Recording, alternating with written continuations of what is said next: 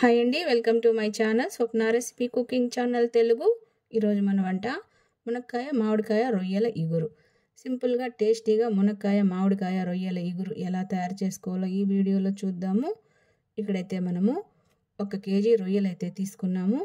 శుభ్రంగా పొట్టు వలిచేసి నీట్గా 2-3 సార్లు కడిగి ఉప్పు పసుపు వేసి ఉడికించి పెట్టుకున్నాం అన్నమాట. ఈ విధంగా ఉడికించి పెట్టుకోవాలి రొయ్యలు. చూస్తున్నారా, ముందుగా అయితే మనము హాఫ్ బాయిల్డ్ అయితే చేసుకున్నాము రొయ్యల్ని. ఓకేనా. పచ్చిగా పుల్లగా ఉండే మీడియం సైజు మామిడికాయ 1 తీసుకున్నాము. 2 మునక్కాయలు తీసుకున్నాము. 2 మీడియం సైజు టమోటాలు, 2 మీడియం సైజు ఆనియన్స్, 3 పచ్చిమిరపకాయలు, అల్లం వెల్లుల్లి పేస్టు. మొదట మామిడికాయకి చెక్కు తీసేసి మరి చిన్న ముక్కలు కాకుండా మరి పెద్ద ముక్కలు కాకుండా మీడియం సైజుగా ముక్కలు అయితే కట్ చేసుకోవాలి. ఈ విధంగా ఆనియన్స్ సన్నగా కట్ చేసుకోవాలి. టమాటాలు కూడా సన్నగా కట్ చేసుకోవాలి.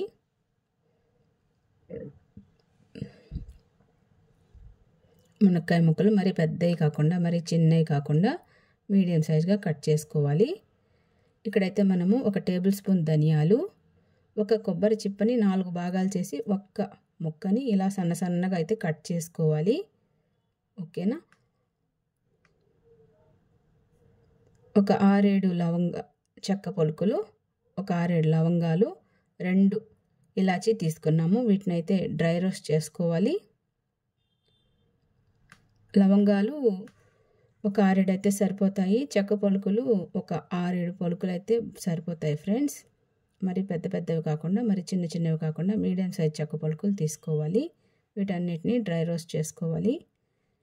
ఈ విధంగా డ్రై రోస్ట్ చేసుకుని బాగా చల్లారనిచ్చి వీటిని అయితే మిక్సీలో మెత్తగా పౌడర్ చేసుకోవాలి.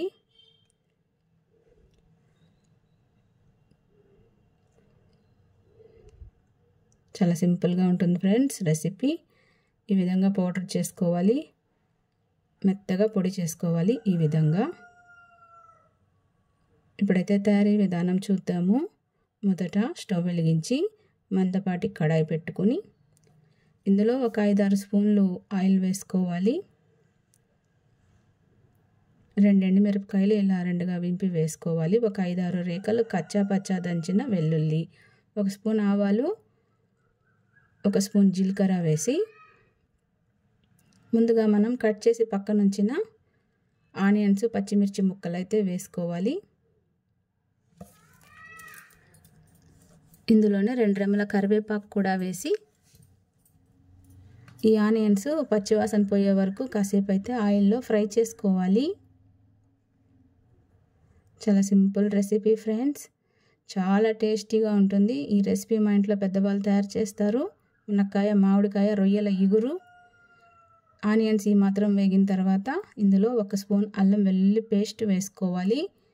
ఈ అల్లం వెల్లుల్లి పేస్ట్ పచ్చివాసన పోయే వరకు కాసేపు అయితే వేగనివ్వాలి. వీడియో అయితే చూస్తున్నారు, లైక్ చేయటం లేదు ఫ్రెండ్స్, లైక్ చేయండి. పచ్చివాసన పోయే వరకు వేయించి అల్లం వెల్లుల్లి పేస్ట్ ముందుగా ఉడికించిన రొయ్యలు అయితే ఇందులో వేసుకోవాలి. ఒకసారి అయితే బాగా కలుపుదాము. చాలా సింపుల్గా ఉంటుంది రొయ్యలు మామిడికాయ మునక్కాయ ఇగురు. చాలా సూపర్ రెసిపీ ఫ్రెండ్స్. నెల్లూరు వంటకాల్లో ఈ రెసిపీ ఒకటి చాలా ఫేమస్ ఫ్రెండ్స్. ఈ రెసిపీ మా ఇంట్లో పెద్దవాళ్ళు తయారు చేస్తారు. చాలా టేస్టీగా ఉంటుంది. ఓకేనా. ఈ రొయ్యలు కూడా కాసేపు ఆయిల్లో మగ్గనిచ్చి కట్ చేసిన టమాటా ముక్కలు అయితే ఇందులో వేసుకోవాలి. ఈ టమాటా ముక్కలు కూడా కాసేపు మగ్గనివ్వాలి. మన మునక్కాయ మామిడికాయ రొయ్యల ఇగురు అయితే రెడీ అవుతుంది ఫ్రెండ్స్. చాలా టేస్టీగా ఉంటుంది. కాసేపు మగ్గనిచ్చి మునక్కాయ ముక్కలు అయితే ఇందులో వేసుకోవాలి. చాలా సింపుల్గా ఉంటుంది అయితే ప్రాసెస్. చాలా టేస్టీగా ఉంటుంది ఫ్రెండ్స్ కర్రీ. మునక్కాయ మామిడికాయ రొయ్యల ఇగురు రెసిపీ అయితే ఇప్పుడు మనం తయారు చేస్తున్నాము. చాలా సూపర్ రెసిపీ ఫ్రెండ్స్ ఇదైతే.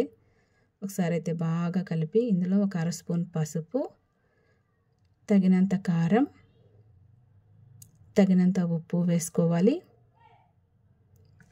ఒకసారి అయితే బాగా కలుపుదాము. ఈ ఉప్పు పసుపు కారం ఈ మునక్కాయ ముక్కలకి రొయ్యలకి బాగా పట్టేలాగా ఒకసారి బాగా కలుపుకోవాలి. ఇప్పుడైతే ఇందులో కట్ చేసి పక్కన ఉంచిన మామిడి ముక్కలు అయితే వేద్దాము. ఈ మామిడి ముక్కలు కూడా ఒకసారి బాగా కలుపుకోవాలి. చాలా సింపుల్ రెసిపీ ఫ్రెండ్స్, ఇది చాలా టేస్టీగా ఉంటుంది. వీడియో ఎక్కడ స్కిప్ చేయకండి ఫ్రెండ్స్. ఒకసారి అయితే బాగా కలిపి ఇప్పుడు ఇందులో ముందుగా మనం తయారు చేసి పెట్టుకున్న మసాలా పొడి 1 టేబుల్ స్పూన్ అయితే వేసుకోవాలి. ఒకసారి బాగా కలుపుదాము. ఈ మసాలా పొడి ఈ కర్రీలో మంచి గుమగుమ స్మెల్ అయితే వస్తుంది ఫ్రెండ్స్. ఒకసారి అయితే బాగా కలిపి ఇప్పుడు ఇందులో ఈ ముక్కలు మునిగే వరకు నీళ్ళు అయితే వేసుకోవాలి.